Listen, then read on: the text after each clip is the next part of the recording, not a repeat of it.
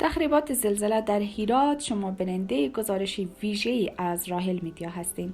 زلزله‌ای که با قدرت 6.4 در ولسوالی زنده‌جان هرات را لرزاند که به عنوان شدیدترین زلزله در غرب افغانستان شناسایی گردید. در این ولسوالی حدوداً 360 خانه مسکونی بنا شد. من 3 تا تلفات داده، 4 تا داده بچه‌ها. 8 نفر 3 تا تلفات داده. اون وقتی کوکو بچه کوکو همین فهمن ایت دقیق معلوم نیه اما گفت که 90 تا 90 190 تا از این جگاه و 90 تا از این جگاه همین چیزی میگفت. و اثر این زلزله به مخروبه کامل تبدیل شده است. آسیب دیده های این زلزله در هرات از نبود سرپناه و دسترسی کامل به غذا شکایت دارند. این در حالی است که سازمان جهانی غذا برادر ما به شهر بودیم. خب خانواده ما زنگ زد که یاره همی کار بشدیم تو بچه‌ها هم تلفات رسید بیام موتر گرفتم بیامدم بچه‌ها ما زیر خونه شد بدر کردم.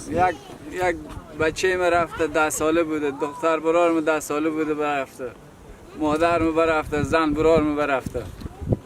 خلاص یک ماه میشه رسی کرده. خب یک ماه میشه رسی بودم دیگه بچه‌ها گفت بخیر این نگدش به وار دوم بس شور خورد وار دوم دیگه برخته مثل چغل بری برخت بچه‌ها نتونست همه دم پنجره و دم درها به شهادت رسید. اعلام کرده که برای کمک به زلزله زدگان در هرات در 7 ماه آینده به 23 میلیون دلار آمریکایی نیاز خواهد داشت.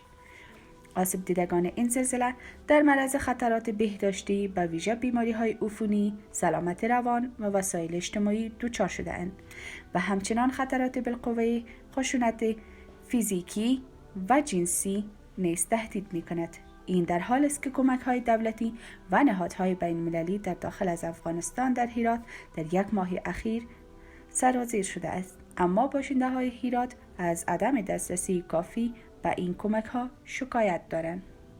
تقریبا داسې د څو قریې چې تر زرو نه زیات جسدونه خلک واک په شمول د ټولو قریو تر زرو نه زیات جنازې سوي دي، نو باره نور تعداد معلومیږي نه.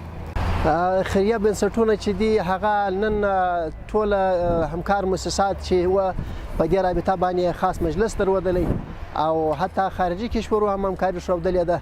نو موږ خو تر اوسه پورې په دې باندې نه توانېدلي چې هغه اندازه وسنجوو چې څونه اندازه کمک د خلکو مکمل تر خاورو لاندې وه. نو اوس دغه کوشش مو کړی دی چې اولي دفعه ده چې د دې دپاره د خلک د خاورو څخه راوکاږو، بعدي به انشاءالله هغه څونه کوششونه و همکاري چې کېدل هغه بعدي معلومې سي.